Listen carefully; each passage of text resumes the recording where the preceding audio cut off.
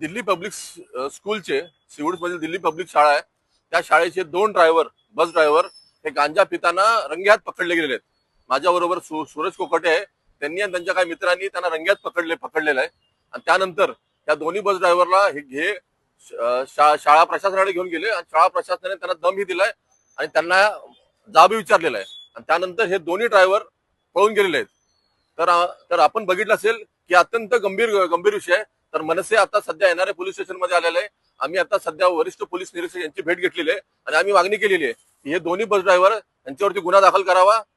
त्याचप्रमाणे जे बसचे कंत्राटदार आहेत त्यांच्यावर गुन्हा दाखल करावा आणि शाळा प्रशासन आहे त्यांच्यावरही गुन्हा दाखल करावा. आपण बघितलं असेल की काही महिन्यांपूर्वी की दिल्ली पब्लिक स्कूलच्या एका 5 वर्षाच्या मुलावरती एका बस ड्रायव्हरने लैंगिक अत्याचार केले होते आणि त्यावेळी ही डीपीएस शाळेमध्ये खूप मोठं जन आंदोलन उभं झालं होतं आणि त्यावेळी हे शाळेच्या तमाम पालकांनी आरोप केला होता की तो जो बस ड्रायव्हर आहे तो गांजाचं सेवन करायचा, पण त्याची त्यावेळी शहानिशा झाली नाही आणि त्या बाबीचं आपण बघितलं की शाळा प्रशासनाने हे इन्कार केला होता. पण आता ह्या गोष्टी समोर आलेल्या आहेत.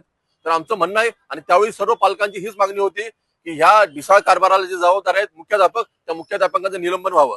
पण जे मुजोर शाळेचं वरिष्ठ व्यवस्थापक पण आहे त्यांनी त्या मुख्याध्यापकाच्या पाठीशी उभे राहिले, त्यामुळे ते मुख्याध्यापक अजूनही तसेच आहेत. आणि अशा नालायक मुख्याध्यापकामुळे शाळेचं प्रशासन हे ढिसाळ प्रशासनामुळे आता हे अशा घटना वारंवार घडत आहेत. तर आमचं म्हणणं आहे की ह्या शाळेचे जे मुख्याध्यापक आहेत त्यांच्यावरही गुन्हा दाखल व्हावा आणि जो जुनं प्रकरण आहे ते जे पॉस्कोचं प्रकरण आहे त्या प्रकरणातही या शाळेच्या मुख्याध्यापकावरती गुन्हा दाखल व्हावा. या जे दोन्ही बसचे ड्रायव्हर आहेत त्या बसच्या ड्रायव्हरना साधारणतः 5 वाजण्याच्या सुमारास संध्याकाळी त्यांना रंग्यात पकडलेल्या गांजा पिताना. म्हणजे शाळा सुटते किती वाजता? साधारण 5:30 ला सुटते. म्हणजे हे दोन्ही ड्रायव्हर गांजा पिऊन बस घेऊन जाणार होते व मुलांना नेण्यासाठी त्यांच्या घरी. आपण बघतोय की किती गंभीर बाब आहे आणि मुलांचे जीव हे असे जे हे गांजाडे आणि शाळेच्या ढिसाळ प्रशासनामुळे धोक्यात आहेत. त्यामुळे आम्ही आता मागणी करतोय या सर्वांवरती गुन्हे दाखल व्हावे आणि जोपर्यंत गुन्हे दाखल होत नाही तोपर्यंत मनसे शांत बसणार नाही. मनसे ह्याचा पाठपुरावा नक्की करेल.